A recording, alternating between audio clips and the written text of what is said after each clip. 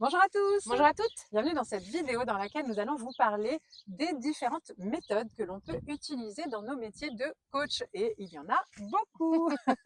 Mais déjà, on va commencer par se présenter. Donc moi, je suis Anne-Laure Dabo, je suis coach et co-dirigeante du centre de formation Zen Pro. Donc co-dirigeante aussi du centre de formation Zen Pro qu'on a co-créé il y a quelques dizaines d'années déjà.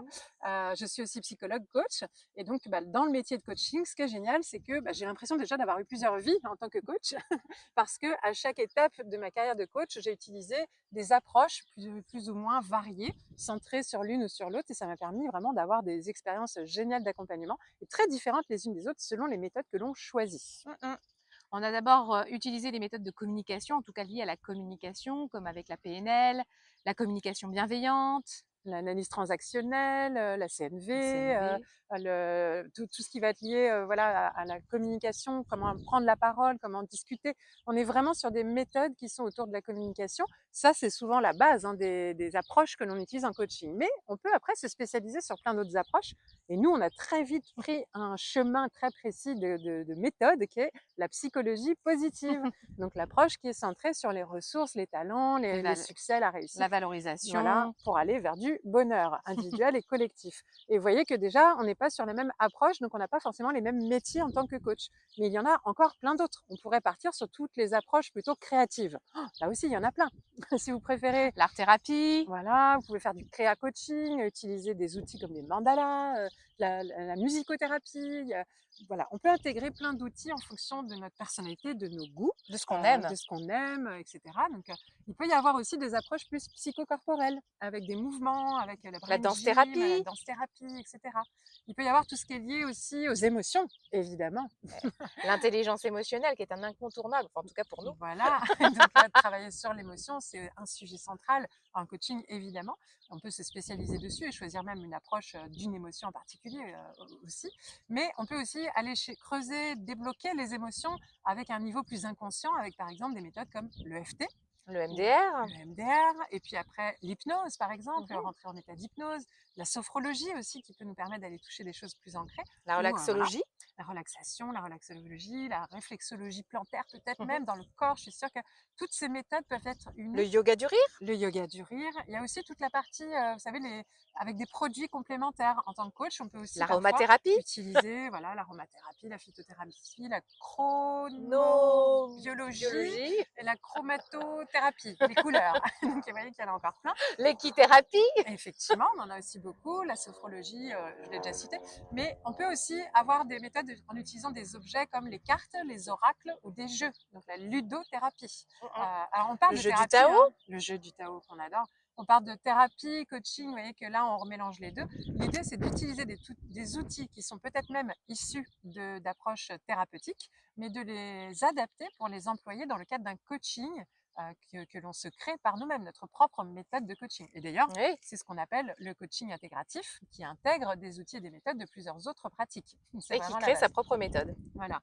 Il y a aussi, moi qui aime bien, qui suis auteur et qui aime bien accompagner des auteurs, il peut y avoir de la bibliothérapie à partir des livres, du coaching pour auteurs par exemple, hein, mais du coaching narratif, de la thérapie narrative, voire même du coaching par l'écriture ou de la thérapie par l'écriture. Donc là aussi, ça peut être une Les approche. métaphores également. Tout ce qui est métaphore, tout ce qui va être conte, tout ce qui va être, vous savez, les contes zen, les légendes dont on entend parler, s'en servir aussi, que ce soit en hypnose Ouais. ou en coaching de vive voix, des affirmations, des méditations, tout ce qui est pleine conscience, les thérapies de pleine conscience, méditation, relaxation, sophrologie, mindfulness, hein, qui est la pleine conscience.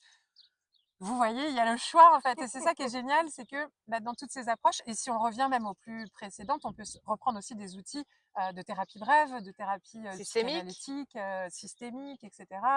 Utiliser les fameux constellations familiales, des approches de groupe aussi, hein. Donc, il y a plein de façons de choisir sa façon d'être coach en fonction des méthodes que l'on choisit, et on peut mixer et se créer complètement notre approche à nous. Et ça, C'est c'est très génial. identitaire en fait. Vraiment, Mmh. c'est devenir qui je veux être. Encore une fois, dans une des autres vidéos, peut-être que vous avez déjà regardé, on disait qu'il fallait s'imaginer quel coach on voulait être en fait. C'est Bah là, important. c'est justement dans ces choix-là qu'on va construire son identité de coach, de celle qu'on veut, notre vision en fait de qui on souhaite devenir en tant que coach. Puis d'ailleurs, c'est là aussi que ça va nous permettre de mieux cibler dans notre stratégie marketing, un public cible précis, de répondre vraiment à un besoin, parce qu'une personne qui est très dans l'artistique va être très séduite par un coach qui propose un accompagnement autour de l'artistique, alors qu'une personne qui est beaucoup plus dans le mental, dans la communication, dans le fait de parler, va préférer un coach peut-être plus dans la communication. Une personne qui est dans je veux être plus heureuse va adorer un coach spécialisé en psychologie positive, mais quelqu'un qui est dans un traumatisme un peu plus profond, EMDR, EFT, Sera plus hypnose, adapté. ça paraît peut-être plus rassurant. Mais là encore, ce ne sont que des croyances et des besoins, mais l'idée c'est que plus vous allez être précis, plus vous allez être vous-même, plus vous allez être aligné, plus vous allez attirer les bonnes personnes à vous et être plus efficace et contribuer à plus de bonheur dans le monde. Et rappelons-nous, C'est quand même une de nos voilà. visions. Donc voilà, en tout cas, à vous de réfléchir à tout ça. On vous en a donné quelques-unes, des approches, mais il y en a encore plein d'autres, on en est sûr. À vous de lister tout ça, de voir ce qui vous plaît, de peaufiner votre positionnement.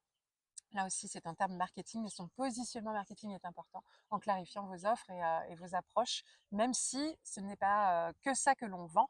On vend avant tout une transformation avec ces outils. Attention aussi de ne pas tomber dans le piège de se dire « moi je suis hypnothérapeute, je vends de l'hypnose ». Non, on ne vend pas la méthode, on utilise la méthode pour vendre une transformation vers un mieux-être.